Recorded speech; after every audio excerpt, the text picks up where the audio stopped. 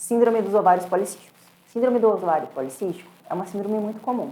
Para ela ser caracterizada, a gente tem 3 critérios, mas tendo que ter apenas 2 para conseguir fechar o diagnóstico, que são ciclos menstruais desregulares, eles podendo ser longos, ou uma menorreia com anovulação. O hiperandrogenismo, a gente tem um aumento dos hormônios sexuais. Isso pode ser identificado clinicamente, né? Você consegue visualizar alguns fatores como aumento de pelos, algum caractere sexual masculino naquela paciente ou laboratorial. E identificação ultrassonográfica de ovários policísticos. Então, não necessariamente a paciente que tem síndrome do ovário policístico, ela precisa ter ovários policísticos. Como que vai chegar essa paciente para você? Como que é esse quadro clínico? Geralmente, ela está com sobrepeso ou uma obesidade. O hirsutismo, que é crescimento de pelos, que normalmente na mulher não se desenvolveria. Então, crescimento de barba, são pelos mais grossos, uma pele com acne, mais oleosa, a alopécia, que é a queda de cabelo. A gente tem uma menarca que ela vai ser tardia ou uma menorreia primária. A acantose nigricans, que é a presença de manchas cor café com leite na região cervical ou axila. A gente tem uma anovulação, uma subinfertilidade, resistência insulínica e em casos mais graves, por conta desse hiperandrogenismo, podemos ter casos de virilização. Mas como funciona essa fisiopata? A gente precisa entender, relembrar aquele eixo. Então tá lá, hipotálamo produzindo GNRH, hipófise, LH e FSH, e as gônadas produzindo os hormônios sexuais. Ali nos ovários, a gente tem as células tanto da teca e da granulosa. O LH atua nas células da teca e o FSH nas células da granulosa. Então não se sabe por que a gente começa a ter mais pulsos de GNRH. Só que isso estimula mais o nosso LH. Fisiologicamente, a gente tem uma proporção maior de FSH para LH. Na SOP, a gente consegue ter essa desproporção, ou seja, eu aumento a quantidade de LH e diminuo a minha proporção de FSH.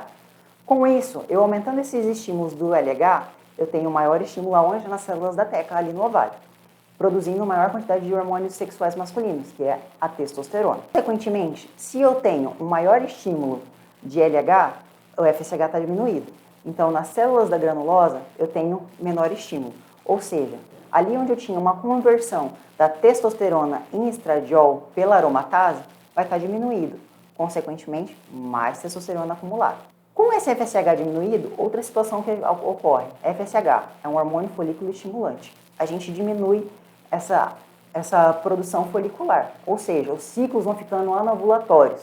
Se não tem ciclo anovulatório, eu não tenho corpo útil, ou seja, menor quantidade de progesterona. Outra coisa que ocorre, por alguma questão, a insulina ela começa a competir ali nas células da teca com os seus receptores e começa a estimular mais testosterona, ou seja, maior produção de hormônios masculinos. A insulina também, de certa forma, a gente aumenta a insulina e aumenta o IGF-1, a gente consegue converter pela enzima que é 17-hidroxilase, essa progesterona em mais testosterona.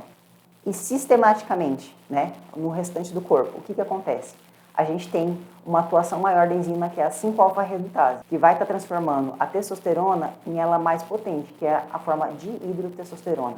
Então, são maneiras sistêmicas que a gente engloba nessa fisiopata, que faz com que tenha esse aumento. Então, eu tenho maior quantidade de LH, consequentemente, estimulando maior quantidade da célula da teca a produzir testosterona. Meu FSH está diminuído, eu tenho diminuição da enzima aromatase, então aquela conversão de testosterona em estradiol vai estar reduzida, ou seja, maior quantidade de testosterona.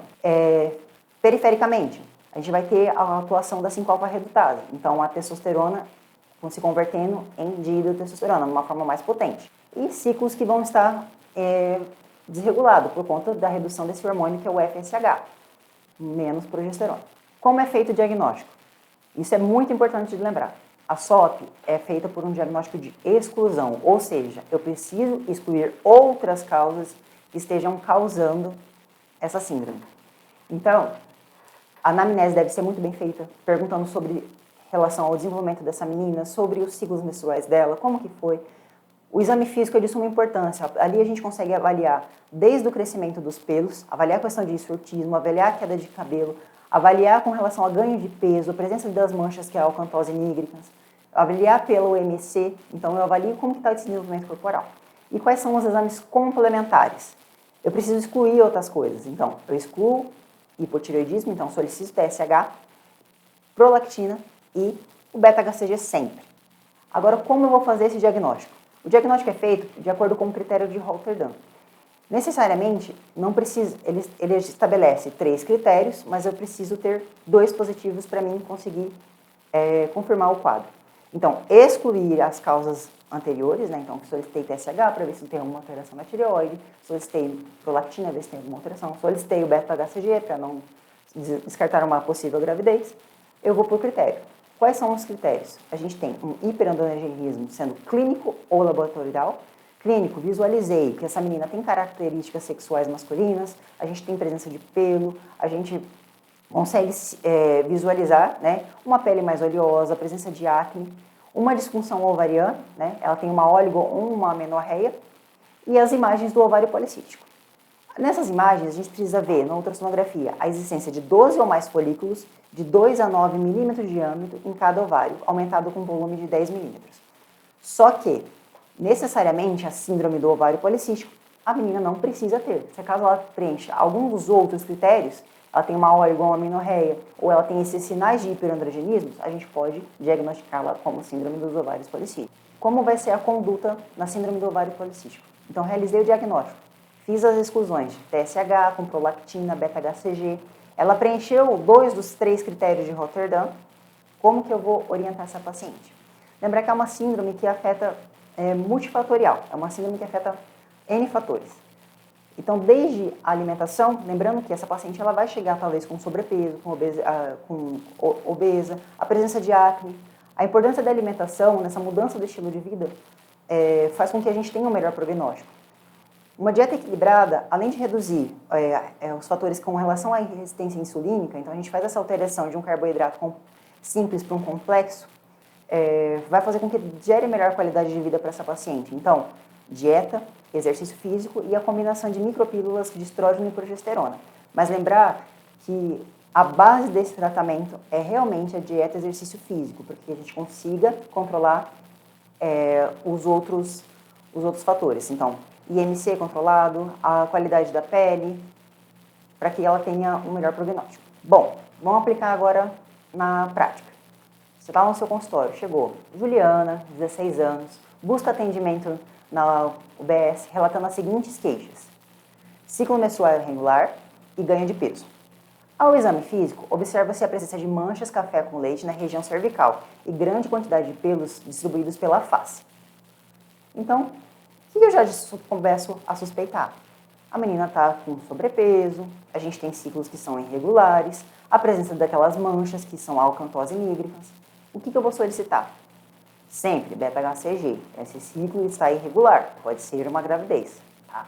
Solicitei beta-HCG, solicito TSH e T4 livre para a gente descartar, lembrar que a síndrome do ovário policístico é um diagnóstico de exclusão. Descartar o hipotireoidismo, prolactina, solicito ultrassonografia pélvica e a glicemia em jejum. Ok. Foi lá a Juliana, voltou para você no consultório. O que ela trouxe de resultado? O beta-HCG, 2 microwi por ml, ok. TSH 2.0, T4 livre 1.5, dentro dos padrões de normalidade. Prolactina está 20, ok. O ultrassom dela também está ok. A gente tem uma glicemia em jejum, ok. Mas será que essa menina não tem nada? O que a gente lembra, né? A síndrome do ovário policístico, vamos excluir as outras causas, como seja. Ela estava com a TSH dela está ok, a prolactina está ok, o ultrassom dela está ok. Então, os critérios de exclusão já foram feitos. Agora vamos colocar nos critérios de Rotterdam. A Juliana não tinha reclamado para você que o ciclo dela está irregular? Que ela tem ganho de peso? A gente não observou ali no exame físico a grande quantidade de pelos que desempenha esse papel, que é o hiperandrogenismo, que está sendo visível? Ou seja, a gente tem um hiperandrogenismo e uma disfunção anovulatória. A gente pode classificar, a gente pode diagnosticar a Juliana como síndrome do ovário policístico. E qual é a conduta para ela? Orientação nutricional adequada, a prática de atividade física e o uso de pílulas anticoncepcionais combinadas, de estrógeno e progesterona.